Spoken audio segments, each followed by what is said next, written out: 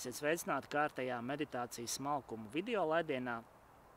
Ja, un šoreiz mēs parunāsim par vēl vienu svarīgu pranajāmas un meditācijas nodarbību, mūsu soham pranajāmas un meditācijas nodarbības sastāvdaļu, un tā ir elpas vērošana, ja meditēšana uz elpu. Ja, pirmkārt jau meditācija, kas ir meditācija? Ja, mēs daudzi meditāciju jaucam ar relaksēšanos, ar labu atpūtu, bet meditācija nav ne relaksēšanās, ne atpūta. Meditācija ir smags darbs, darbs ar uzmanību un koncentrēšanos. Ja, tad mēs meditācijā virzam visu savu uzmanību, kas mums ir, visu uz vienu noteiktu meditācijas objektu. Ja? Vienalga, kas tas ir. Ja, mūsu gadījumā tā ir elpa, un elpa ir salīdzinoši viegls objekts, jo elpa ir kustība. Elpa ir kā kino, kas visu laiku kustās, virzās uz priekšu. Ja? Un arī Buda, starp citu Buda, kas bija ekstrēms meditētājs, sasniedz apskaidrību ar meditācijas palīdzību, arī ieteica elpošanu kā vienu no labākajiem veidiem, kā iemācīties meditēt. Ja?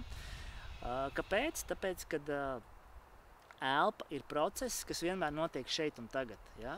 Galvenā jūsu problēma, kāpēc jūs nevarat ilgstoši meditēt, noturēt uzmanību, ir tāda, ka prātam patīk klejot. Ja? Prāts atgriežas pagātnē, atcerās pagātnes, notikumus, atmiņas, sajūtas, emocijas. Vai arī tas dodās nākotnē, plāno, ko jūs darīsiet pēc meditācijas, ko jūs darīsiet rīt, parīt, pēc nedēļas atvaļinājumā un tā tālāk. Prātam nepatīk atrasties noteiktā vietā šeit un tagad. Ja? Priekš prāta meditācija ir lielākais murgs. Ja, tāpēc ir tik grūti iemācīties meditēt.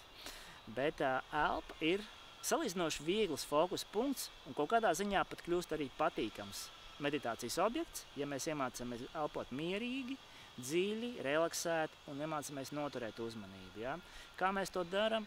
Mēs sekojam elpas ritmam, elpas dziļumam, elpas radītajām sajūtām ķermenī, ja? Elpas skaņai.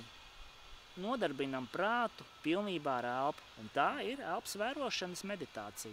Izmēģiniet paši, vai arī nākiet uz mūsu nodarbībām un iepazīstiet elpas vērošanas meditāciju. Paldies, tas šoreiz viss, tikšanos kādā citā video. Om Šanti!